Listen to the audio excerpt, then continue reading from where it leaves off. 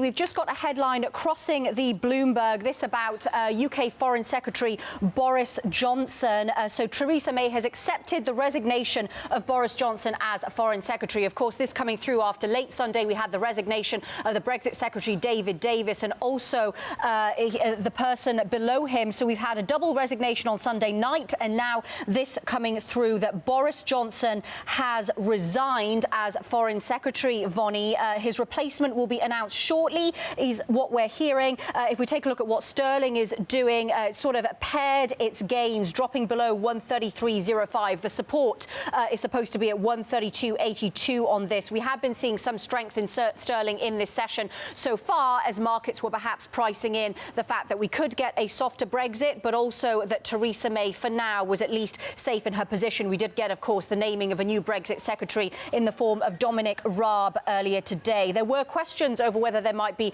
more resignations coming. I actually stopped a couple of people outside Westminster to ask them what might be next, whether this was the beginning of Theresa May's downfall. That didn't seem to be the view outside Westminster where I was today. Not saying that this is, but of course we are getting another resignation now. Theresa May accepting the resignation of Boris Johnson as Foreign Secretary. And he, of course, campaigned very heavily for Brexit. Vonnie. Exactly. This sending a powerful signal to voters, in fact, that Brexit may not even be being delivered at the moment. That's 2 resignations in the space of 2 days. Let's get a quick reaction from somebody who's just hearing the news as we are hearing it. Diane Swonk is with us from Grant Thornton. We had been about to talk trade, but of course this now is taking the headlines. David Davis, Brexit Secretary, resigning yesterday.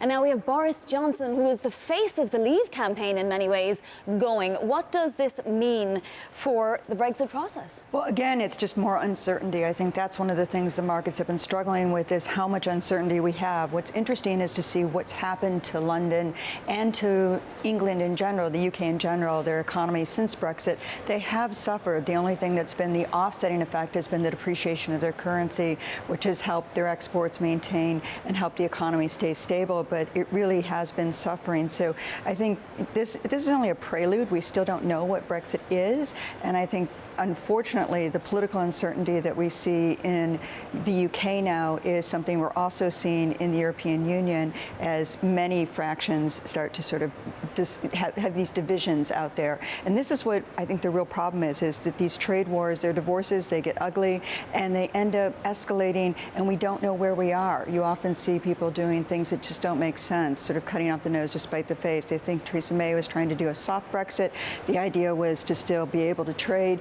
Businesses were behind her on that, but this is the same thing we're facing in the United States. Is businesses can be behind a certain policy, and no longer does that guarantee that that will get done. And we're seeing a pretty severe dip in the pound sterling. We're trading still at 133.14, so it's contained. But could this spread to other financial assets? Could this become sort of a larger contagion? Well, that's the problem. Is it is uncertainty, and uncertainty has its own price. And I think one of the things we've been seeing is there was pressure to go for a softer Brexit by business community. They wanted answers. They just wanted parameters. They want the rules of the road to know what road they're driving on. They want to know where the potholes are. There is no map right now, no road map on Brexit. And I think that's where the biggest problem is. And you could see some contagion as businesses have to make decisions. They can't wait forever to make these decisions.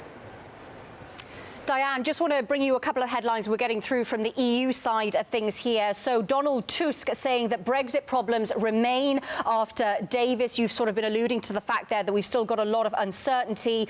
Donald Tusk also saying about Davis that politicians come and go. And Jean-Claude Juncker of the EU saying that UK's Johnson resignation shows the unity of the cabinet. Now, interestingly, we're actually seeing sterling holding up, Diane. We're still up 0.2% on the session, 133.09, despite a little bit of movement following that news about Boris Johnson. This begs the question whether it's all about the pricing around the Bank of England and that August rate hike. And I want to ask a more general question about this.